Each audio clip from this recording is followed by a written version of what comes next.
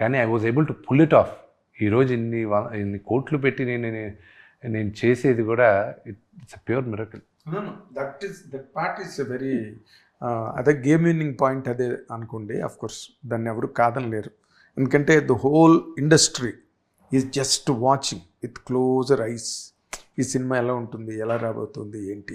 ఇందాక నేను అడిగింది కూడా related to that public opinion. ఎలాగంటే మంచు విష్ణు గారు ఇందులో ఇంతమంది మహానటులు, ఇంతమంది లెజెండ్స్, అంటే నటులుగా మరి వాళ్ళు అల్టిమేట్స్, వాళ్ళ మధ్యలో ఈయన షోని ఎట్లాగ అసలు 27వ తేదీ తెలిసిపోద్దిగా మీకు, అంతేనా? 27 తెలుస్తుంది. నాకు ఒక్క మాట చెప్పాలి మీరు ప్లీజ్. ఈ సినిమాలో మీరు మీ క్యారెక్టర్ ద్వారా, ఎందుకంటే మీ క్యారెక్టరే protagonist of the total story, మీరు కంప్లీట్గా నేను డామినేట్ చేయగలిగానండి కథని, సినిమాని with my own performance.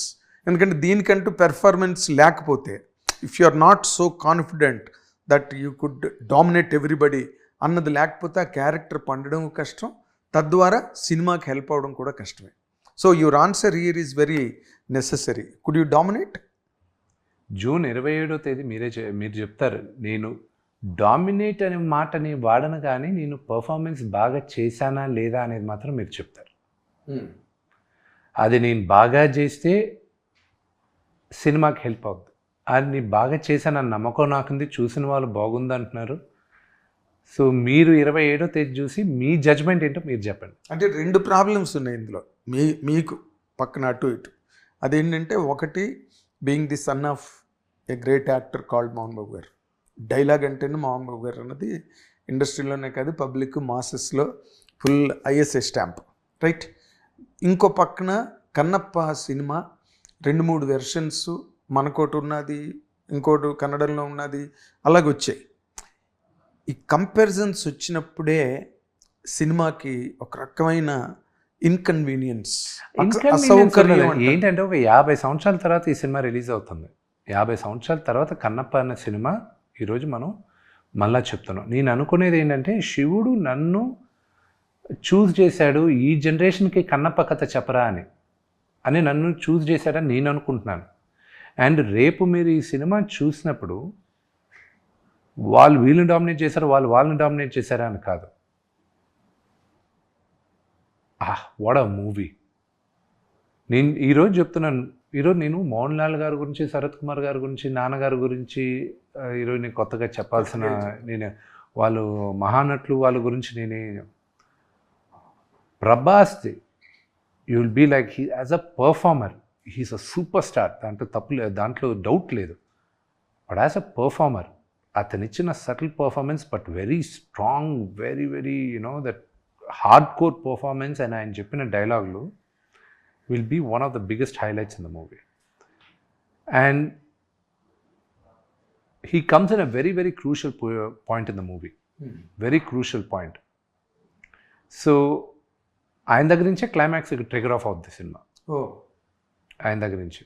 So it's a very very very strong extended special appearance Prabhas. And it's a long character. Mohan Lal గారిది షాక్ ఉంటుంది అందరికీ.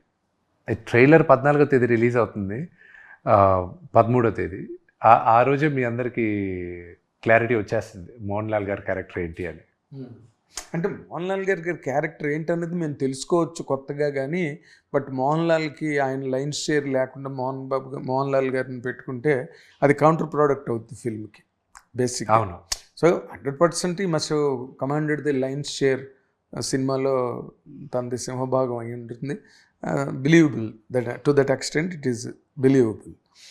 ఇంకొక ఇంపార్టెంట్ పాయింట్ ఏంటంటే, ఒక బిజినెస్ హౌస్గా మీది, you are completely okay, actors అదంతా ఓకే, కానీ బట్ మీరు ఒక బిజినెస్ కమ్యూనిటీ, మీ ఫ్యామిలీ ఒక శ్రీ విద్యానికేతన్, తర్వాత university and other kinds of businesses కూడా మీకు ఉన్నాయి 1 or 2, 3.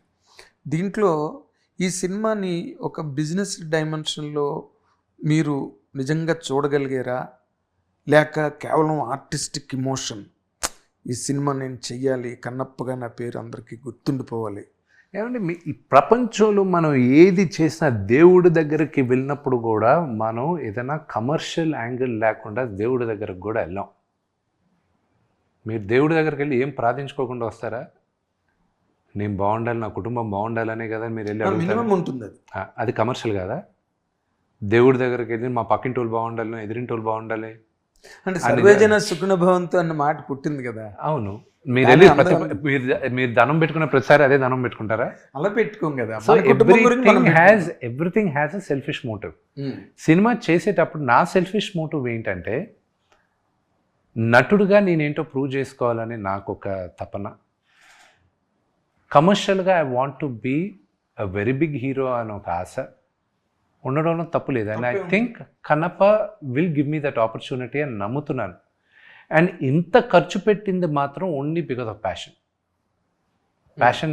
Because of the passion ఇది నేను చెప్పాలి, పెద్దగా చెప్పాలన్న ఆశతోనే ఇది ఇంత పెద్దది చేశాను.